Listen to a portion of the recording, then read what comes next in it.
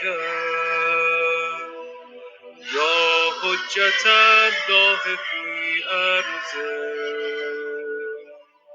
السلام علیک یا عین الله فی خلقه السلام علیک یا نور الله الذی یهتدی به المهتدون و یفرج به عن المؤمنین السلام علیک ایها المهذب الخائف السلام السلام علیکم ورحمۃ اللہ وبرکاتہ۔ فکر فاطمہ کے ایک نئے سیگمنٹ کے ساتھ آپ کی خدمت میں حاضر ہوں۔ حضرت زہرا سلام اللہ علیہا کی زندگی کی مختلف کوشیں ہم جاننے کی کوشش کر رہے ہیں، اور انشاءاللہ تعالی آج کا جو ہمارا بوسٹر ہے اور آج کا جو سلسلہ ہے وہ ایک ایسے سلسلے کے بارے میں ہے کہ بیسیکلی والدین اپنی اولاد کے حوالے سے، ان کے فیوچر کے حوالے سے، ان کی پرورش کے حوالے سے، ان کی زندگی کے حوالے سے ہر وقت ہی مصروف ہوتے ہیں کہ ان کو ایک بہتر سے بہتر چیز مہیا کی جائے، لیکن والدین کی اگر ہم ان کی تمام ذمہ داری جتنی ذمہ داریاں ہیں اور جتنی ڈیوٹیز ہیں، ہم یہ دیکھنا چاہیں کہ والدین کی سب سے سخت اور سب سے دشوار گزار اور مشکل ترین اور محنت طلب ڈیوٹی اور ذمہ داری کیا ہے۔ یہی کوشچن ذرا اپنے آپ سے کیجئے کہ جب آپ گھر میں ہوتے ہیں والدین کی جگہ پر، یا بڑے بہن بھائی اپنے چھوٹے بہن بھائیوں کو دیکھ رہے ہوتے ہیں، تو سب سے مشکل کام گھر کا کون سا ہے جو والدین کو والدین ہونے کے ناطے اور والدین ہونے کے عنوان سے گھر میں انجام دینا ہوتا ہے، اور وہ ذمہ داری کے طور پہ اور ڈیوٹی کے طور پہ سب سے کمپلیکیٹڈ ہے، سب سے مشکل ہے، سب سے پیچیدہ ہے اور سب سے دشوار گزار اور مشکل ترین ہے؟ اس کا ایک ہی جواب ہے: تربیت اولاد۔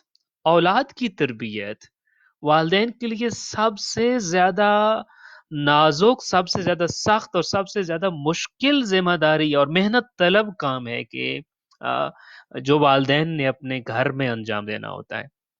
یہ عمومی والدین کی بات ہے، البتہ حضرت زہرا سلام اللہ علیہا کے لیے یہ ذمہ داری اور بھی زیادہ حساس تھی، چونکہ میں اور آپ اپنے گھروں میں اپنی اولاد کی تربیت اور اپنی اولاد کی پرورش کرتے ہیں اپنے حساب کتاب اور اپنی مینٹیلٹی کے مطابق۔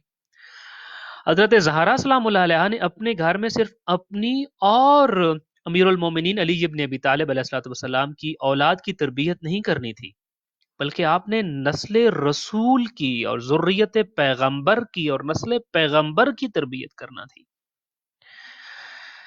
یعنی میں پھر عرض کرتا ہوں کہ آپ نے جو اولاد معاشرے کے حوالے کرنی تھی، ان کا تعارف صرف فرزندان علی و بطول نہیں تھا، بلکہ ان کا تعارف فرزندان رسول تھا۔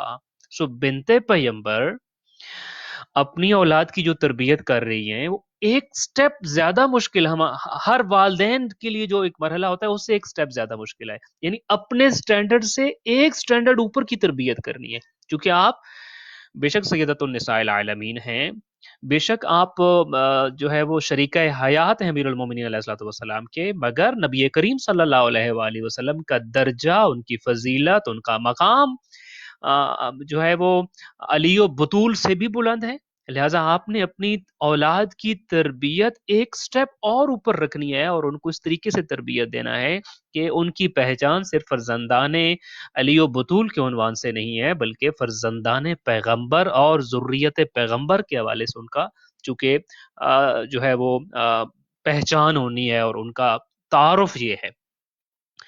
اچھا، اب یہاں پہ ہم ذرا دیکھتے ہیں کہ بیسیکلی تربیت کیا چیز ہے اور کس طریقے سے انجام دی جاتی ہے، اور حضرت زہرا سلام اللہ علیہا نے بنت پیغمبر نے اس سلسلے کو کس طرح سے انجام دیا۔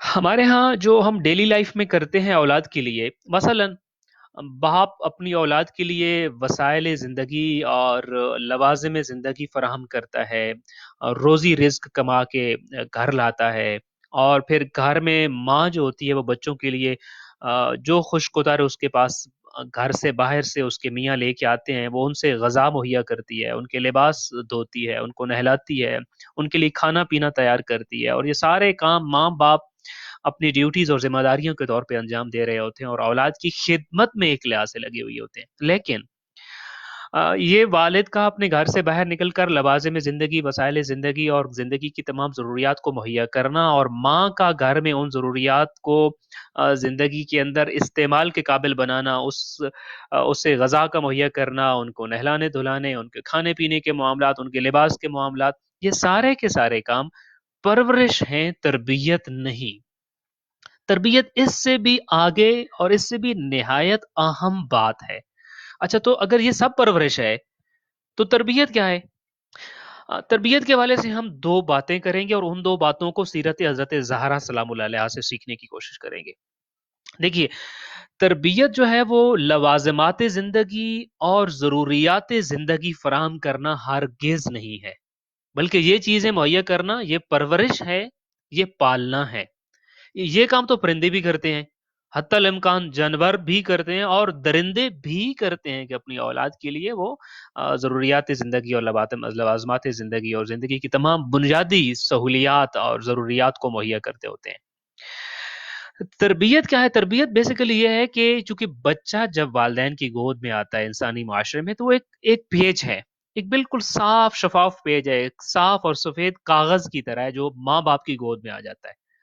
اب تربیت یہاں سے شروع ہوتی ہے. تربیت وہ تحریر ہوگی کہ جو آپ نے اس بچے کے صاف شفاف اور معصوم ذہن پر تحریر کرتے ہیں. تربیت وہ تحریر ہے کہ جس سے اس بچے کی سوچ پیدا ہوتی ہے، جس سے اس بچے کی فکر جنم لیتی ہے، جس سے اس بچے کے خیالات پیدا ہوتے ہیں، اور پھر ان خیالات سے، پھر اس سوچ سے اور اس فکر کے مطابق ہی وہ عمل بھی کرتا ہے اور اس کے افعال بھی پیدا ہوتے ہیں. سو تربیت، یہ ساری چیزیں مہیا کرنا تربیت نہیں ہے، یہ پرورش ہے، اور یہ بھی والدین کی ذمہ داری ہے. اولاد کی پرورش والدین کی ذمہ داری ہے. البتہ اولاد کی پرورش جانور بھی کرتے ہیں. من حیث الانسان ہم ایک قدم آگے چلتے ہیں، ہم اولاد کی پرورش بھی کرتے ہیں اور اولاد کی تربیت بھی کرتے ہیں. یعنی ان کے ذہن کے نقوش ہم نے بنانے ہیں، ان کی ذہن کی تحریر ہم نے لکھنی ہے، ان کو سوچنے کا، ان کے خیالات ان کے اندر پیدا کرنے کا فن ہم نے مہیا کرنا ہے. وہ کیسی فکر ہوگی، کیسی سوچ ہوگی، ویسا ہی عمل، ویسا ہی کردار ہوگا. سوچنے کا عمل والدین کو دیکھ کر بچے سیکھتے ہیں، یہاں سے وہ اپنا سوچنے کا کام شروع کرتے ہوتے ہیں. حضرت زہرا سلام اللہ علیہ کا کمال کیا تھا؟ ان کا کمال یہ ہے تربیت کے معاملے میں کہ آپ کی گود میں آنے والے بچے، بلکہ میں اس ڈیفرنس کو یوں آپ کے سامنے بیان کروں کہ ہمارے ہاں جب ہمارے گھر میں بچہ پیدا ہوتا ہے تو بالکل معصوم عن الخطا ہوتا ہے، اس کے ذمہ کوئی گناہ نہیں ہوتا، اس کی سوچ نیگیٹو نہیں ہوتی، اس کے خیالات پراگندہ اور منفی نہیں ہوتے ہیں، کوئی نیگیٹیوٹی اس کے اندر نہیں. ایک معصوم سا ذہن، ایک معصوم اولاد ہمارے گود میں آتی ہے. فرق کیا ہے کہ ہمارے پاس وہ معصوم اولاد آتی ہے، پھر ہم اس کی پرورش کرتے ہیں، اس کے ذہن کو سوچنے سمجھنے کے قابل بناتے ہیں، اور وہ بڑا ہوتا ہے، اور پھر ایک مرحلہ آتا ہے کہ جب اس پر واجبات جو ہیں وہ اس کے اوپر لاگو ہوتے ہیں، دین کے محرمات کا جو ہے اس کے اوپر لاگو ہوتے ہیں. تو پھر ایک مرحلہ وہ آتا ہے کہ جب زندگی میں وہ خدا نخواستہ اپنا پہلا گناہ کرتا ہے، واجب چھوڑ بیٹھتا ہے یا حرام کو کر بیٹھتا ہے، تو اب وہ معصوم کا ٹائٹل اس کے اوپر اٹھ جاتا ہے اور اس کے ذمہ پہلا گناہ لکھا جاتا ہے زندگی کو اسٹیج پہ کہ جب وہ مکلف ہو جاتا ہے، اور اس کے بعد جب وہ واجبات کو چھوڑتا ہے یا محرمات کو انجام دیتا ہے اور گناہوں کو انجام دیتا ہے. لیکن حضرت زہرا سلام اللہ علیہ کے والے سے یہ بات بالکل مختلف ہے. آپ کی گود میں آنے والی اولاد جس طرح وقت ولادت معصوم تھی، آپ نے بالکل اسی طریقے سے معصوم اولاد معاشرے کے حوالے کی ہے. اچھا، آپ کی اولاد میں دو تو تھے ہی امام، اور دو تو تھے ہی معصوم، امام حسن علیہ الصلوۃ والسلام اور امام حسین علیہ الصلوۃ والسلام. چونکہ آپ تو امام تھے آنے والے وقت کے، اور اس لیے آپ معصوم عن الخطا تھے. لہٰذا کوئی یہ کہے کہ نہیں وہ تو اللہ نے تو ان کو معصوم بنا کے پیدا کیا، مگر آپ دیکھتے ہیں کہ آپ نے اپنے گھر میں حضرت زینب سلام اللہ علیہ کی تربیت بھی حضرت فاطمہ الزہرا سلام اللہ علیہ نے انجام دی ہے. مگر علماء لکھتے ہیں کہ منصباً تو وہ معصوم نہ تھی حضرت زینب سلام اللہ علیہ، مگر زندگی میں کبھی ان سے معصیت پروردگار سرزد نہ ہوئی. نہ صرف یہ بلکہ آپ اپنی ماں کی طرح محافظہ امامت و امام بھی بنی کربلا کے معرکے میں. یہ کس کی تربیت تھی کہ اللہ کی طرف سے منصب عصمت نہیں ملا مگر زندگی میں کبھی کوئی گناہ نہیں کیا. وہ جس طریقے سے معصوم آئی تھی حضرت زہرا سلام اللہ علیہ کی گود میں، بالکل ویسے ہی اس دنیا سے رخصت ہوئی اور طالب بالمعصوم کہا گیا ان کو. پھر یہ تربیت تھی حضرت زہرا سلام اللہ علیہ کی کہ آپ نے اپنی اولاد کو یوں، چونکہ آپ نے تحریر جو ان کے ذہن میں لکھی تھی، چونکہ آپ نے ان کو جو سوچنے اور خیالات کو پیدا کرنے کا اور فکر کا جو فن سکھایا تھا، وہاں کہیں پر خدا سے کانٹرڈکشن میں آنا تھا ہی نہیں. کہاں پر کہیں پر ذاتی مفادات تھے ہی نہیں. ساری کی ساری سوچ خالق کائنات اور اس کی شریعت اور اس کی تعلیمات کے گرد گھومتی تھی، کہیں اپنی ذات تھی ہی نہیں کہ کبھی اپنی ذات کو پرائرٹی دے کر اپنی ذات کے فائدے کے لیے، مصلحت کے لیے کوئی انسان گناہ کر بیٹھتا ہے، محرم کام انجام دے بیٹھتا ہے اور واجب چھوڑ بیٹھتا ہے. یہ چیز تو چونکہ وہاں پہ تھی ہی نہیں. لہٰذا تربیت جو ہوتی ہے وہ بیسیکلی تحریر ہے، بیسیکلی ایک پیٹرن ہے جو آپ اپنے اولاد کے ذہن میں ڈال دیتے ہیں. ایک سافٹ ویئر ہے جو جیسے ہوتا ہے نا، ہم ایک سافٹ ویئر لیتے ہیں اور آ کے ہم گھر میں موبائل پہ یا لیپ ٹاپ پہ یا اپنی کسی بھی ڈیوائس میں آپ جب اس کو انسٹال کرتے ہیں تو وہ تھوڑا ٹائم لیتا ہے. کبھی گھنٹے کا کوئی سافٹ ویئر ٹائم لے لے گا، کوئی 2 گھنٹے بھی، کچھ بہت ہیوی ہوتے ہیں، کچھ فوراً ہو جاتے ہیں. تربیت ایک سافٹ ویئر ہے جو آپ کی اولاد میں تقریباً آپ روایات کے مطابق 14 سال تک انسٹال کرتے رہتے ہیں. آپ نے جیسا سافٹ ویئر انسٹال کیا ہے ویسا ہی پھر وہ پروڈکشن بھی کرے گا، ویسا ہی وہ کام بھی کرے گا. اب وہ سافٹ ویئر، وہ تحریر اگر صاف شفاف اور خالق کائنات کے اصولوں کے اندر رہ کر لکھی ہے آپ نے، تو یقیناً آپ نے بہت اچھی اور انسانی صفات سے مزین اولاد اپنے معاشرے کے حوالے کی ہے. تربیت کے حوالے سے ایک اور مشکل جو ہمیں پیش آتی ہے وہ یہ ہے کہ تربیت جو ہے وہ بتانے والی چیز نہیں ہے بلکہ عملاً کر کے دکھانے والی چیز ہے. یعنی تربیت وہ نہیں جو آپ اولاد کو بتاتے ہیں، بلکہ تربیت وہ ہے جو آپ اولاد کے سامنے کرتے ہیں، عملاً کر کے دکھاتے ہیں. اب یہ بہت آسان ہے کہ کسی کو بتا دیا جائے کہ دیکھیے آپ نے یہ کرنا ہے، یہ نہیں کرنا، ایسے بولنا ہے، ایسے نہیں بولنا، یہ چیز لینی ہے، فلاں چیز نہیں لینی. یہ بہت ایزی ہے، مگر عملاً اولاد کو جب کر کے، مثلاً میں ایک مثال دوں کہ ایک ماں ہے جو ساری رات مدینہ والوں کے لیے دعائیں مانگتی رہتی ہے. اب بچہ ماں کے پاس بیٹھا ہوا ہے جائے نماز پہ یا پھر بستر میں لیٹا ہوا سن رہا ہے. وہ بچہ دیکھتا ہے کہ سحر ہو گئی ہے، صبح کی روشنی نمودار ہونا شروع ہو گئی ہے جو صبح کاذب ہوتی ہے، اور سحری کا وقت ہوا چاہ رہا ہے. مگر ابھی تک اس کی ماں نے ان کے لیے یا ان کے بہن بھائیوں کے لیے یا ان کے بابا کے لیے، یہاں تک کہ ماں نے اپنے لیے بھی خدا سے کچھ نہیں مانگا تھا. اب یہ بچہ بےتاب ہو کر پوچھتا ہے کہ لم لم تدعو لنفسک ما دعیت لغیرک.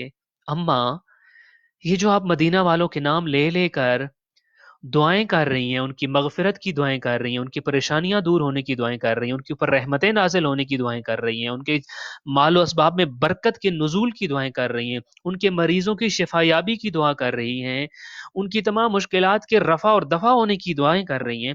لما لم تدعو لنفسک ما دعیت لغیرک. اماں، یہ ساری دعائیں آپ نے مدینہ والوں کے لیے کی، آپ نے ہمارے لیے کوئی دعا نہیں کی ہے، ایسا کیوں ہے؟ اب یہ وہ وقت ہے کہ جب آپ نے تحریر لکھنی ہے. ماں کے لیے اس سے زیادہ گولڈن ٹائم کوئی نہیں ہوتا کہ جب بچہ اس سے کچھ پوچھ رہا ہو اور وہ چیز اس کی تربیت میں انجیکٹ ہو جائے. پھر حضرت زہرا سلام اللہ علیہ جانتی تھی یہی وہ وقت ہے کہ جب مجھے اپنے بچے کو یہ تربیتی سنہری اصول فیڈ کرنا ہے، انجیکٹ کرنا ہے اور ان کی فطرت میں اس چیز کو اتارنا ہے. لہٰذا آپ نے وہ سنہری جملہ ارشاد فرمایا کہ جو بچے کو یاد، آپ نے فرمایا یا بنیا الجار ثم الدار. بیٹا، جب فائدہ پہنچانے کی بات ہو، جب کسی کے لیے کچھ مانگنے کی بات ہو، جب کسی کو کچھ دینے کی بات ہو، تو پہلے پڑوسی کا حق ہے، پھر اپنا ہے. اب میں جب پروردگار سے مانگ ہی رہی ہوں تو پہلے مدینے والوں کے لیے مانگوں گی، پھر ہماری باری آتی ہے. آج مدینے والوں کی باری تھی.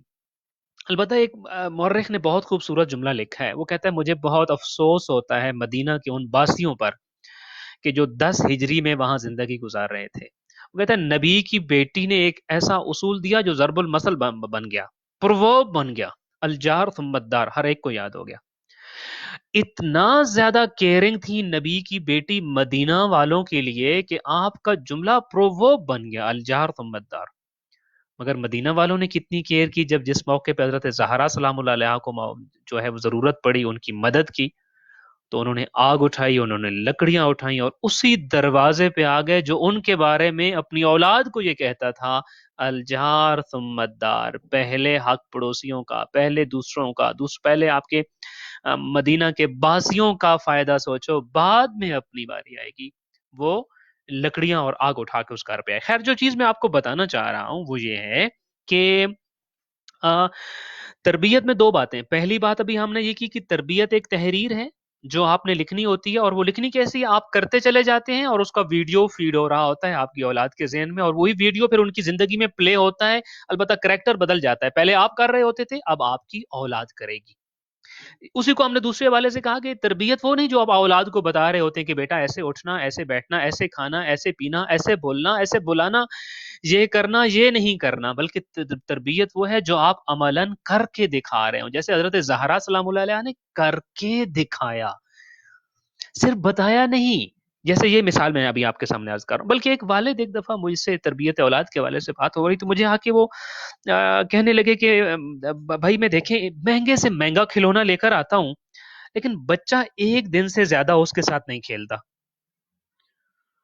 پھر وہی بات نا جو میں نے ابھی آپ سے کہا کہ کر کے دکھانا ہے۔ میں نے ان سے کہا بہت ایزی سی بات ہے، تم خود مل کر اس کے ساتھ کھیلو، اسی کھلونے کے ساتھ، وہ کبھی نہیں اکتائے گا، کیونکہ تم خود مل کر نہیں کرو گے، عملاً کر کے نہیں دکھاؤ گے، تو وہ وہ اسی چیز میں انٹرسٹ لے گا جس میں تمہیں کام کرتے ہوئے دیکھے گا۔ ایک اور والد نے گلہ کیا اور وہ کہتے ہیں میں اپنے بچے کے لیے پری اسکول بکس لایا ہوں، بچے نے دیکھی اور بس رکھ دی، تو میں چاہتا تھا کہ وہ تھوڑا انٹرسٹ لے، اس میں اینیملز بھی تھے، اس میں فلاں چیز کی پکچرز بھی تھیں، اور بڑی میرے لیے تو انٹرسٹنگ تھی کہ بچہ انٹرسٹ لے گا اور تھوڑا ان چیزوں کا آئیڈیا لے گا۔ میں نے ان کو بھی سمپل یہی بتایا، میں نے کہا آپ یوں کیجئے، بچے کے ساتھ مل کر پڑھو ان کی بکس کو، بلکہ کھلونا سمجھ کر ان کتابوں کو پڑھو اور سمجھو، بچہ نہیں تھکے گا، آپ تھک جاؤ گے ان کتابوں سے۔ پھر وہی بات عملاً کر کے، بچہ ہر اس چیز میں انٹرسٹ رکھتا ہے جہاں جو کام آپ کر رہے ہوتے ہیں، وہ بہت سائلنٹ آبزرور ہے۔ اب تربیت کیا ہے؟ تربیت وہ چیز ہے کہ جو ہم اپنی اولاد کو کر کے دکھاتے ہیں، تربیت کر کے دکھانے والی چیز ہے۔ تو ہمیں دیکھنا ہے کہ ہم اپنی اولاد کے سامنے کیا حرکات و سکنات کر رہے ہیں، کیا افعال و کردار ادا کر رہے ہیں۔ بچے کی شخصیت اور اس کی تربیت پھر انہی چیزوں سے وجود پائے گی، انہی چیزوں سے وجود پائے گی۔ اب یہاں ایک جملہ سنیے ذرا I'm sorry، ایک جملہ ہے کہ الجنت تحت اقدام الامہات، نبی کریم صلی اللہ علیہ وآلہ وسلم سے منقول ہے یہ جملہ کہ جنت جو ہے وہ ماں کے قدموں کے نیچے ہے، جب بچوں کی جنت جو ہے وہ ماں کے قدموں کے نیچے ہوتی ہے۔ اچھا، اس جملے کے دو میننگز ہیں۔ ایک معنی تو وہی مشہور معنی جو ہم لیتے ہوتے ہیں، یعنی ہمیں اپنی جنت اپنی ماں کے قدموں میں تلاش کرنی چاہیے، اس کی خدمت کرنا چاہیے، ان کی فرما برداری کرنا چاہیے، ان کی حکم عدولی نہیں کرنا چاہیے، اور ہمیں we should remain dutiful to them, ہمیں ان کا بہت خیال رکھنا ہے، کیئر کرنا ہے، خدمت کرنا ہے ان کی۔ یہ معنی البتہ کیا ہے؟ اولاد کے لیے ہے کہ الجنت تحت اقدام الامہات، اپنی ماں کا خیال کیجیے، ان کا کہنا مانیے، ان کی خدمت کیجیے، ان کی فرما برداری کیجیے۔ البتہ اس کا ایک اور معنی بھی ہے اس حدیث کا، اور وہ معنی اولاد کے لیے نہیں، وہ معنی ہے ماں کے لیے۔ پہلے اولاد مخاطب تھی، دیکھو تمہاری جنت تمہاری ماں کے قدموں میں، یعنی تم جتنا ماں کے سامنے جھکو گے، جتنا فرما برداری اختیار کرو گے، اتنا ہی تم اپنی جنت کے مستحق بنتے چلے جاؤ گے۔ لیکن اب مخاطب جو ہے وہ ماں بن گئی ہے۔ اب کہا جا رہا ہے کہ دیکھو تمہاری اولاد کی جنت تمہارے ہاتھ میں ہے، یعنی تمہاری تربیت تمہاری اولاد کو جنت بھی دے سکتی ہے اور جہنم رسید بھی کر سکتی ہے۔ اپنی اولاد کے لیے اپنی اہمیت سمجھو، اپنا کردار سمجھو، تمہارا کردار اور تمہاری تربیت پہ ساری زندگی اس نے گزارنی ہے، اور وہی رستہ ہے جو اس کو جنت یا جہنم کی طرف لے کے جائے گا۔ اب دیکھو جو کہ تم اپنی اولاد کو کون سا رستہ دکھا رہے ہو، اپنا عمل کر کے آپ کا عمل کیا کون سا رستہ ان کو اور کون سا راہ ان کو دکھا رہا ہے، یہ راہ جنت کی طرف جا رہا ہے یا جہنم کی طرف جا رہا ہے۔ الجنت تحت اقدام الامہات، اب یہ جنت तुम्हारे कदमों के नीचे, यानी तुम्हारे कदम जिस ट्रैक पे, जिस रास्ते पे चल रहे हैं, उसी ट्रैक और उसी रास्ते को फॉलो करेगी आपकी औलाद। वही तहरीर लिखी जाएगी आपकी औलाद के जहन में। अब आपके कदम जिधर उठ रहे, जिस राह पे चल रहे, उसी राह का मुसाफिर बनेगा आपका बेटा, उसी राह पे कदम उठेंगे आपकी औलाद के। तो अब तुम देखो कि तुम्हारे कदमों के नीचे तुम्हारी औलाद की जन्नत होनी चाहिए, जहन्नम नहीं। अब जरा इस माना को देख, और ये ज्यादा बड़ा माना है, ये ज्यादा बड़ा माना है जो माँ को मुखातब करके कहा जा रहा है। क्योंकि बच्चा तो बड़ा होगा तो आपकी खिदमत करेगा और उसकी बारी आएगी कि वो अपना फर्ज अदा करे। पहले माँ ने अपना फर्ज अदा करना है। तरबियत हजरत ज़हरा सलामुल्लाह अलैहा में हमें ये चीज देखनी है, और मैं इंशाल्लाह एक दो एग्जांपल्स आपके सामने अभी अर्ज करूंगा। वो ये है कि माँ को अपना किरदार समझना और निभाना है। मैं अक्सर वालदैन से ये गिला और शिकवा सुनता हूँ कि कितनी दफा औलाद से एक बात कही है मगर उस पर अमल नहीं करते। आप कितनी दफा नहीं, एक दफा भी मत कहिए, सिर्फ करके दिखा दीजिए, औलाद करेगी। और मैंने खुद एज अ फादर देखा है कि जब आपकी औलाद आपको ऑब्जर्व कर रही होती है और आप ये बात समझ रहे होते हैं कि मैं जो कर रहा हूं, यानी मैं जिस चीज पे भी कैसा, हर एक आपका हर रिएक्शन, आपका हर काम आपकी औलाद की ऑब्जर्वेशन में होता है। वो बहुत कीन ऑब्जर्वर हैं बच्चे। आप किस चीज पे कैसे रिएक्ट करते हैं, आप जज्बात के वक्त क्या क्या कुछ बोलते हैं, आप गुस्से में कैसा बिहेव करते हैं, आप खुशी के वक्त किस तरह का खुशी का इजहार करते हैं, आपके घर में जब मेहमान आते हैं तो आपकी फीलिंग्स क्या होती हैं, आप अपने पड़ोसियों के बारे में उनकी गैर मौजूदगी में क्या बात करते हैं, आप अपनी माँ बाप, अपने रिश्तेदारों और अपने कोलीग्स के बारे में उनकी गैर मौजूदगी में क्या बात और किस तरह का फील करते हैं और किस तरह का कॉन्सेप्ट उनका बयान करते हैं। ये सारा और इसके अलावा और बहुत सारी चीजें, आपकी जिंदगी में जब मुश्किलात आती हैं तो आप कैसे तड़प उठते हैं या कैसे दरवाजा खुदाबंदी को खटखटाते हैं, ये सारी बातें, वो कीन ऑब्जर्वर आपके बच्चे आपको उस चीज पे देख रहे हैं। अब इसी पैटर्न पे वो सारा कुछ अपनी जिंदगी में करेंगे। जो काम, जो सिचुएशन आपको पेश आती है और आप जैसा बिहेव कर रहे हैं, वैसा ही बिहेव हमारे बच्चे भी करेंगे। पॉजिटिव पेरेंटिंग क्या है कि मैं सबसे पहले अपने आप को यह बात समझाऊं कि अब मेरा बच्चा जब मेरे घर में आ गया है तो अब मेरी, इससे पहले मेरी लाइफ रिकॉर्डेड नहीं थी, उसको कोई रिकॉर्डर रिकॉर्ड नहीं कर रहा था। अब ये एक रिकॉर्डर है मेरे घर में जो इसको रिकॉर्ड कर रहा है और प्ले भी करेगा। अलबत्ता जब प्ले करेगा तो स्क्रीन पे मैं नहीं दिखूंगा, मेरा बेटा नजर आएगा, मेरी बेटी नजर आएगी, मेरी औलाद नजर आएगी। मेरे ही सारे काम दोबारा प्ले होंगे लेकिन मेरी जिंदगी में नहीं, अब मेरी औलाद की जिंदगी में प्ले होंगे। सो मुझे ये देखना है कि क्या इन चीजों को रिपीट होना चाहिए, क्या ये दोबारा प्ले होने के काबिल हैं कि एक और वजूद, एक और इंसान, और वो भी कोई और नहीं, मेरी अपनी नस्ल से, मेरी अपनी औलाद से इनको प्ले करे।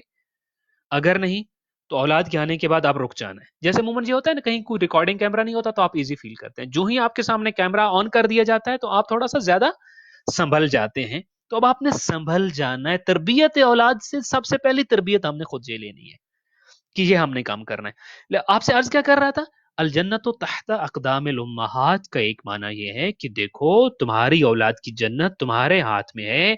तुम्हारी तरबियत जो है, हम सॉरी, तुम्हारी तरबियत तुम्हारी औलाद को खुदा न खास्ता जहन्नम की राह पे भी डाल देगी और जन्नत भी दिलवा सकती है। लिहाजा औलाद के लिए अपना किरदार समझो, अपनी अहमियत समझो, और खास तौर पे इस किरदार और इस अहमियत के लिए औरत में अल्लाह ने इतना ज्यादा तरबियती मैटर, यानी औरत इतनी ज्यादा तरबियती खुसूसियात से लैस है कि मुआशरे का मुस्तकबिल, पूरे मुआशरे का मुस्तकबिल उसकी गोद में तरबियत पाता है और पूरा मुस्तकबिल उसकी गोद से जवान होता है।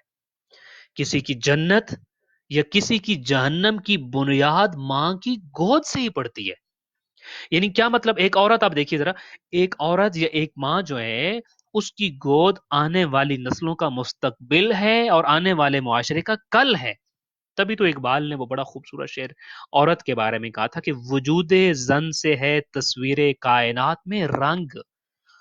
ये कायनात फीकी है अगर औरत ना हो तो। अच्छा, औरत रंग भरती है, वो क्या रंग भरेगी? अब नॉर्मली इसको खुदा न खास्ता कोई औरत रंग भरेगी, यानी क्या मतलब, कोई रंगीनी जिंदगी की और रंगीनियां औरत से हैं, वो वाली रंगीनियां नहीं। इकबाल ने इससे अगले शेर में उस बात को भी बयान कर दिया, वो कौन सा रंग है जो औरत भरती है।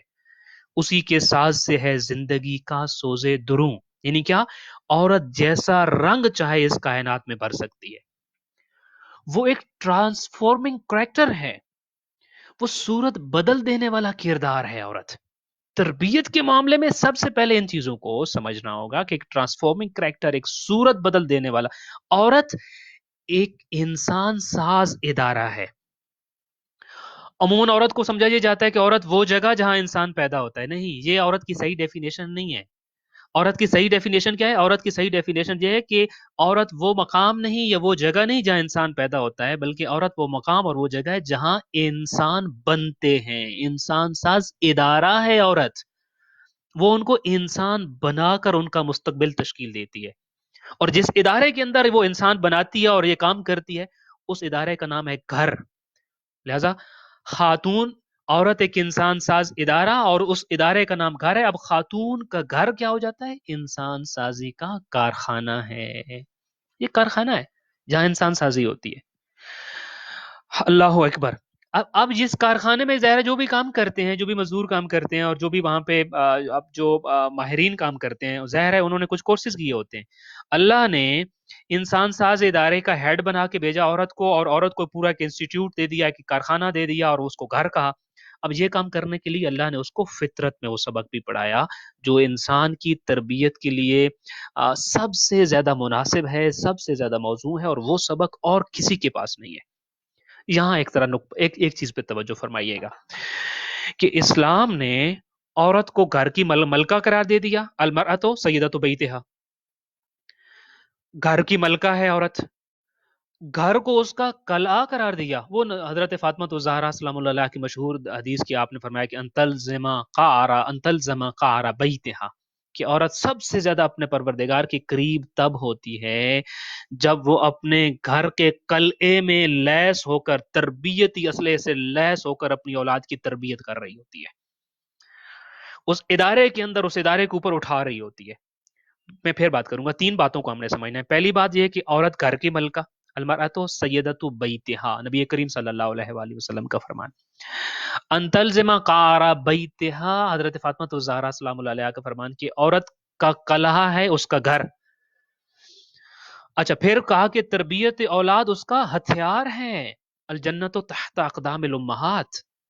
یہ تین چیزیں، عورت کو گھر کی ملکہ قرار دے دیا، گھر کو اس کا قلعہ قرار دے دیا، اور تربیت اولاد کو اس کا ہتھیار قرار دے دیا۔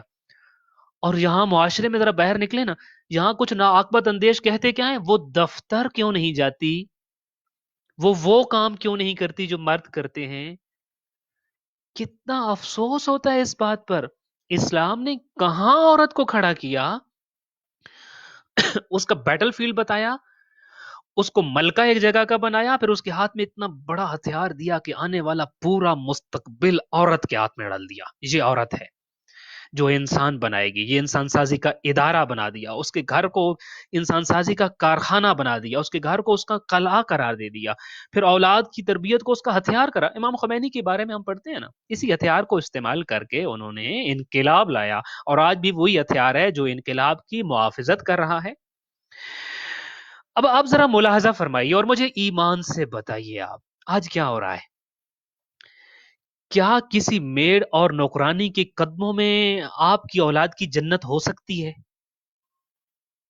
مجھے ایمان سے بتائیے، کیا ہمارے ہاں جو کاؤنسلنگ سینٹرز ویسٹ میں بن رہے ہیں، جہاں آپ کی اولاد جب نفسیاتی اور جسمانی امراض کا شکار ہو جاتی ہے تو پھر کاؤنسلنگ سینٹرز میں لے جایا جاتا ہے، تو وہ کاؤنسلنگ سینٹرز آپ کی اولاد کی نفسیاتی اور تربیتی کمزوریوں کو بہتر سمجھ سکتے ہیں اور وہ اس کو بہتر ڈیل کر سکتے ہیں؟ یہ ایک بچے کی مامتا ان چیزوں کو بہتر سمجھتی ہے اور بہتر ڈیل کرتی ہے؟ سچ یہ ہے اور حقیقت یہ ہے جس کو ہمیں سمجھنا ہے کہ یہ مسائل ہماری اولاد میں پیدا اس لیے ہو رہے ہیں کہ ہم نے مامتا جیسی رحمت کو اور مامتا جیسی نعمت اور دولت کو پیسہ جمع کرنے پر لگا دیا، اور نوکرانی کو، میڈ کو یا ماسی کو ماں کے متبادل کے طور پر پیش کر دیا معاشرے نے۔ ماں کا متبادل اور ماں کا الٹرنیٹ تو باپ بھی نہیں بن سکتا جس کے صلب سے وہ اولاد آئی ہوئی ہوتی ہے۔ کوئی کوالیفائی کرتا ہی نہیں ہے کہ وہ ماں کی ذمہ داری کو ادا کر سکے سوائے ماں کی مامتا کے۔ اس ذمہ داری کو ادا کرنے کے لیے مامتا چاہیے، اور مامتا کا کورس، تربیت جو اس کی ہوتی ہے، جو مامتا کا کورس ہوتا ہے، وہ فطرت کے انسٹیٹیوٹ میں ہوتا ہے، وہ اللہ پڑھا کے بھیجتا ہے۔ فطرت میں رکھ کے بھیجتا ہے اس کو. دنیا کے کسی انسٹیٹیوٹ اور کسی ادارے سے سیکھنا ممکن نہیں ہے. اب ماں کا متبادل ہم نے بچوں کو کون دیا؟ چونکہ ماں کو تو دفتر نہیں جا رہی، جاب نہیں کر رہی، نوکری نہیں کر رہی، تو معاشرہ سوال اٹھاتے ہے عورت دفتر کیوں نہیں جا سکتی؟ اسلام نے تو اس کو، میں نے کہا نا، ایک بہت بڑا کارخانہ دیا، ایک بہت بڑا مقام دیا، اس کو ایک کلا دیا، اس کا ہتھیار بنایا، اس کو ملکہ قرار دیا. مگر چونکہ بات یہ تھی وہ دفتر کیوں نہیں جاتی، ہم نے ماں کو دفتر بھیج دیا. اب وہ جو کلا تھا، وہ جو کارخانہ تھا، وہ بھی تو چلنا ہے آف کورس. اس کے لیے وہاں میں ہم نے ماں کے متبادل کے طور پر کس کو رکھا؟ پہلی بات یہ، ہم درک ہی نہیں کر سکے ماں کا کوئی متبادل نہیں ہے، کوئی متبادل نہیں، کوئی کوالیفائی کرتا ہی نہیں ہے. یہ آج ویسٹ سمجھنا شروع ہو چکا ہے یہ بات. لیکن چونکہ ہم اندھا دھند ویسٹ کی تقلید کرتے ہیں، مغرب کی تقلید کرتے ہیں، یورپ کے پیچھے بھاگتے ہیں، سو ہمیں ایک وقت آتا ہے کہ وہ چیز اتنا فیڈ ہوتی ہے، ہمیں لگتا ہے کہ نہیں، یہ واقعتاً یہ جب تک جو مغرب کہہ رہا ہے وہ ٹھیک کہہ رہا ہے. سو ہم نے ماں کی جگہ خالی کر دی اور اس کی جگہ پہ ماسی کو لے آئے، اس کی جگہ میڈ کو لے آئے، اس کی جگہ نوکرانی کو لے آئے. میں یہ نہیں کہہ رہا وہ انسان نہیں ہے، میں یہ کہہ رہا ہوں کہ ماں کا مقام کبھی بھی کوئی باپ نہیں لے سکتا تھا. چاہے کہ وہ آپ کے پیسے کا مزدور آئے گا اور وہ آ کے وہ ماں کا مقام لے گا اور ماں کی وہ تربیت کرے گا. وہ ایک بہترین ایگزامپل کے طور پہ اپنے آپ کی اولاد کے سامنے ایگزامپل کیا ہے؟ وہ آپ کے گھر میں آ کر کام کرنے والی اور آپ کی اولاد کو سنبھالنے والی. سو آپ کی اولاد کس کو کاپی کرے گی؟ وہ جس کو آپ اپنی نوکرانی سمجھتے ہیں. یعنی آپ کی اولاد تو آپ سے اوپر جانی چاہیے تھی، وہ تو آپ سے اور پیچھے جائے گی. کیوں؟ چونکہ وہ نوکرانی کی تقلید کرے گی. اس کے سامنے آپ نے جو رول ماڈل پیش کیا ہے وہ تو ماسی ہے نا، وہ نوکرانی ہے، میڈ ہے، ملازمہ ہے، جو گھر میں اس کو پالتی ہے، اس کا خیال رکھتی ہے. سو عرض یہ کر رہا تھا، تربیت ہے عملاً کر کے دکھانے والی چیز. اب ماں باپ تو گھر ہیں ہی نہیں، وہ تو نوکری کرنے گئے ہوئی ہیں، جاب پہ ہیں.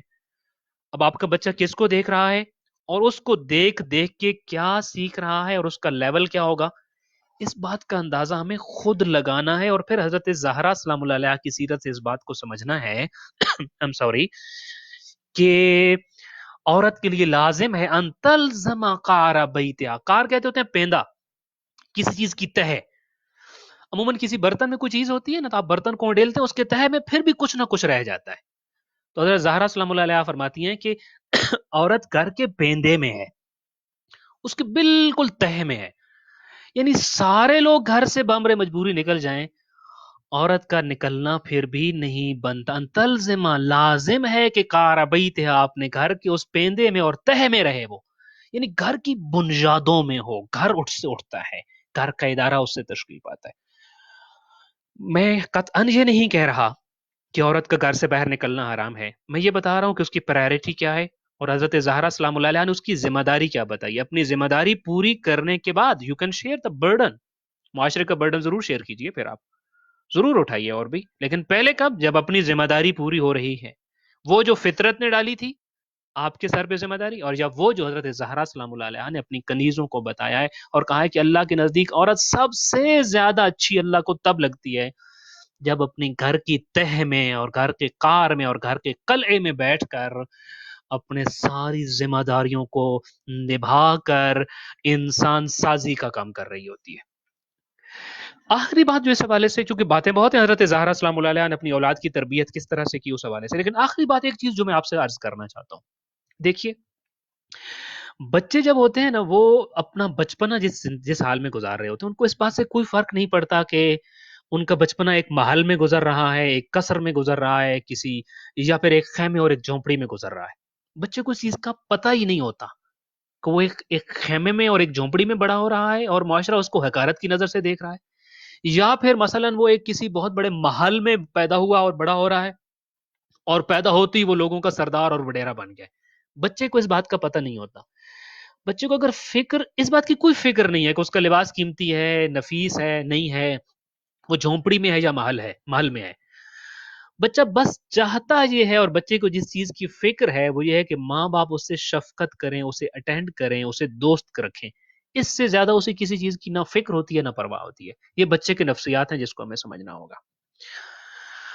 اب خدا نہ خواستہ کسی کا بچہ وہ اس کے غریب خانے میں وہ آیا ہے، بچے کو اگر آپ نے ایک رول ماڈل کے طور پہ پیش کرنا ہے، آپ کا بچہ کسی امیر کے بچے سے زیادہ ذہین بھی ہوگا، زیادہ پروڈکٹیو بھی ہوگا اگر آپ اپنے بچے سے زیادہ محبت کریں گے، اسے اٹینڈ کریں گے، اسے شفقت کریں گے، اسے صرف اسی چیز کی پرواہ ہے.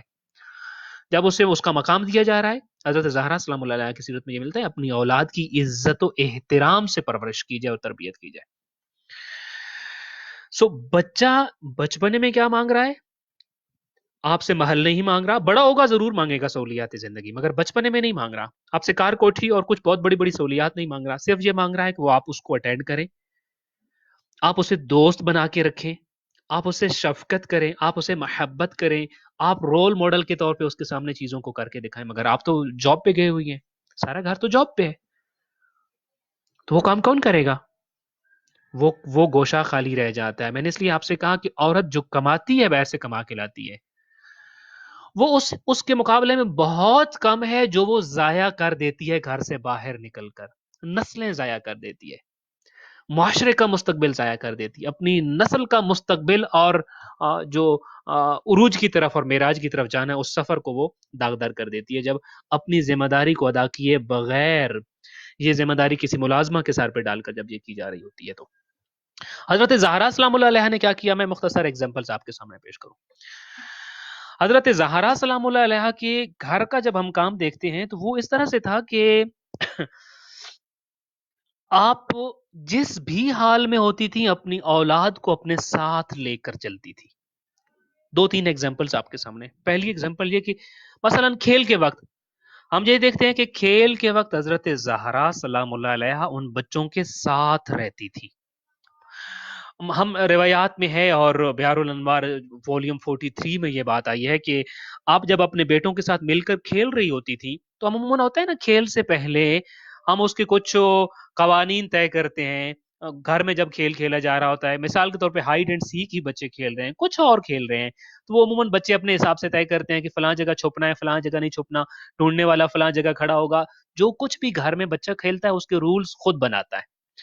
حضرت زہرا سلام اللہ علیہ کھیل رہی ہوتی تھی، جب ان کے ساتھ ان کے کھیل میں ان کے ساتھ شریک ہوتی تھیں تو اپنے بیٹوں سے یہ کہتی تھیں، بیار الانوال میں جو الفاظ ہیں کہ بیٹا تم اپنے باپ کی طرح ہونا، حق کا دفاع کرنا، اللہ کی عبادت کرنا اور گھٹیا لوگوں سے دوستی نہ کرنا. یہ چار اصول آپ اپنی اولاد کو وہ جو ٹرمز اینڈ کنڈیشنز کھیلنے کی ہوتی تھی ان کھیل کے دوران یہ کنڈیشنز رکھتی تھی. کھیل کے اندر جو بھی وہ کھیلا جا رہا ہوتا، تاریخ ان چیزوں کو تفصیل سے نہیں بتا سکی اور تاریخ نگار ان چیزوں کو پیش نہیں کر سکے، مگر جتنا ہم تک پہنچا ہے آیا وہ کون سا کھیل ہوتا تھا جس کے یہ کنڈیشنز بناتی تھی وہ ہمیں نہیں معلوم ہو سکا.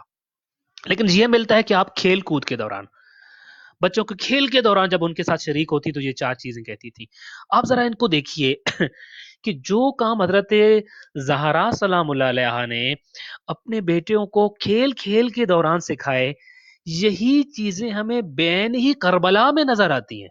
وہ سارے اصول میدان کربلا میں کام آئے کہ ہم نے دیکھا کربلا کی سرزمین میں کہ آپ کے لخت جگر امام حسین علیہ الصلوۃ والسلام نے اور آپ کی تربیت یافتہ صاحبزادیوں نے یزید جیسے کینہ پرور اور گھٹیا شخص کی بیعت سے یعنی اس کی دوستی سے انکار کیا، اور جس انداز سے انہوں نے حق کا دفاع کیا اور شجاعت اور بہادری کی جور دکھائے کہ تیروں کی چھاؤں میں اور جلتے ہوئے خیموں میں عبادت الہی کا عجیب مظاہرہ کیا، یہ سارا وہی اسی چیز کا عکس ہی تو ہے جو حضرت زہرا سلام اللہ علیہ نے اس کھیل کے دوران جو اصول بتائے تھے آپ نے، وہ اصول میدان کربلا میں کام آئے. حضرت زہرا سلام اللہ علیہ کی اولاد نے وہ سارا کچھ وہاں کر کے دکھایا. اچھا، کھیل کا وقت ہے تو حضرت زہرا سلام اللہ علیہ اپنی اولاد کے ساتھ کھیل میں بھی شریک ہو رہی ہیں. اب آ گیا عبادت کا وقت، تو عبادت کے وقت اب بچے ان کے ساتھ شامل ہو رہے ہیں. کھیل میں ماں ان کے ساتھ شامل ہو گئی، عبادت میں بچے ماں کے ساتھ شامل ہو گئے. بہت ساری روایات آپ کے سامنے عرض کر سکتا ہوں. شبائے قدر کی روایات ہی کو پڑھ لیجئے کہ شبائے قدر کے لیے اپنے بچوں کو کیسے تیار کرتی تھی. مینٹلی تیار کرتی تھی کہ آج ساری رات ہم نے جاگ کے عبادت کرنی ہے. روایات میں ملتا ہے کہ جب افطار کا وقت آتا تھا تو اپنے بچوں کو کہتی تھی کہ آج لائٹ افطار لینا، ہلکا افطار لینا، کیونکہ زیادہ کھانے سے نیند زیادہ آتی ہے، تاکہ رات کی تمہاری عبادت ڈسٹرب نہ ہو. جہاں تمہاری ماں کنیز خدا فاطمہ الزہرا سلام اللہ علیہ مصلی عبادت پہ کھڑی ہوں، وہاں ان کے پہلو میں ان کے ساتھ چھوٹے چھوٹے چار بچے بھی مصلی عبادت بچھائے پوری رات عبادت پروردگار میں نظر آئے. الجار ثم الدہر آپ کے سامنے میں نے ابھی بیان کیا. یہ عبادت خدا ہی کا سلیقہ اور طریقہ تو تھا جو حضرت زہرا سلام اللہ علیہا ان کو سکھا رہی تھی. سو زندگی کو دیکھ رہے ہیں آپ کیسے ہے. کھیل میں ماں ان کے ساتھ جا کے شریک ہو گئی, عبادت میں بچے آ کے ماں کے ساتھ شریک ہو گئے. بیسیکلی تو ایک تبلیغ کا ایک طریقہ کار ہے جو حضرت زہرا سلام اللہ علیہا نے اس طریقے سے ہمیں سمجھایا. اگرچہ وہ ہمارا بہت براڈ ٹاپک ہو جائے گا, ہم اس پہ نہیں جاتے, لیکن ان شارٹ ہمیں تبلیغ کا طریقہ یہی بتایا کہ آپ جن کو تبلیغ کرنا چاہتے ہیں ان کی جائز سرگرمیوں میں ان کے ساتھ جا کے شریک ہو جائیے, اور جو کام وہ نہیں کر رہے تھے اور اچھے کام تھے اور آپ کر رہے تھے, ان کاموں میں ان کو اپنے ساتھ لے آ کے ان کو بھی شامل کر لیجئے. اچھا, ایک دوسری چیز جو ہمیں سیرت حضرت زہرا میں اولاد کے حوالے سے نظر آتی ہے وہ یہ ہے کہ ہم یہ دیکھتے ہیں کہ بچے اور ماں ایک دوسرے کی چیزیں شیئر کرتے ہیں. مثلا بچے مسجد میں چلے گئے, ماں واپس آ کر فوراً سے پوچھتی ہے کہ بیٹا آج مسجد میں مرکز واہی سے کون کون سے نئے احکام اور نئی باتیں سن کر آئے ہو, اور بچے بتانا شروع کر دیتے. یعنی وہ شیئر کر رہے ہیں وہ سب کچھ جو باہر سے سیکھ کر رہے ہیں.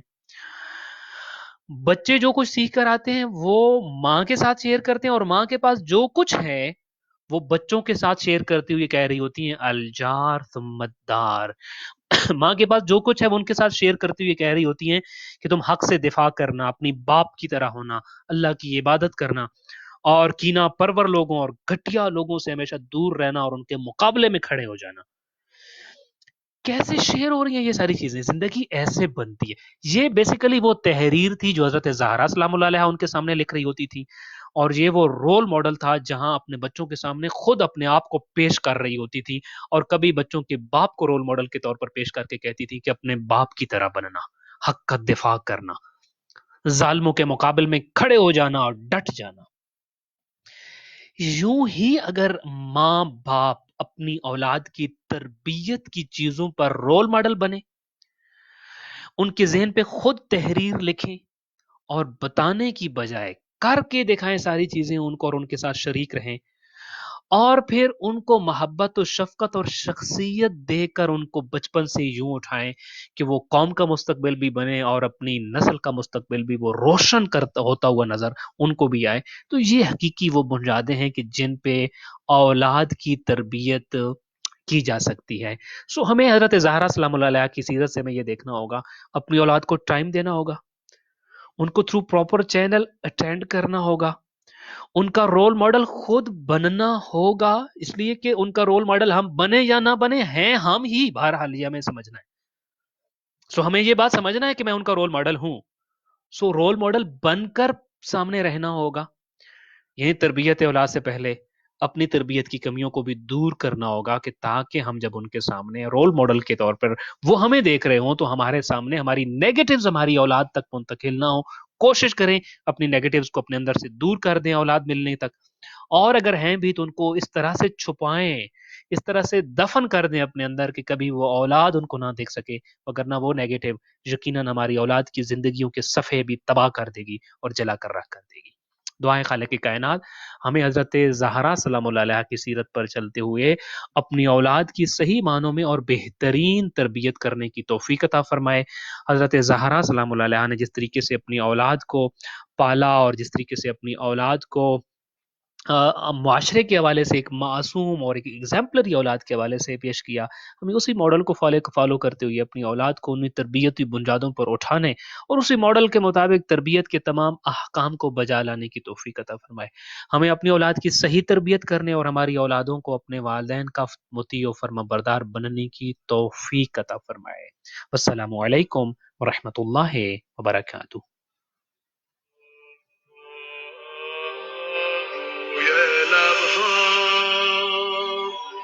نور و قدر و کوثر و طه ذکر نورانی عاشق ها تسبیحات حضرت زهرا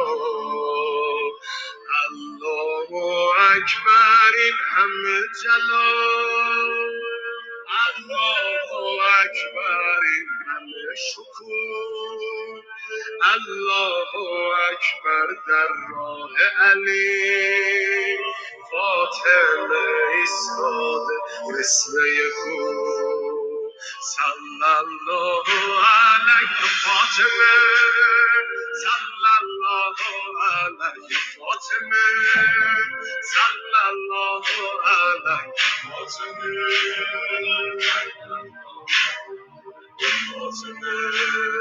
روی لبها نور و قدر و کوثر و طاها ذکر نورانی عاشقها تسبیحات حضرت زهرا الله اکبر این همه جلال الله اکبر این همه شکوه الله اکبر در راه علی فاطمه ایستاده مثل یک کوه میدونم که راز شهادت این عشقا رنگ خدا میگیرم من با تسبیحات حضرت زهرا الحمدلله که نوکرتم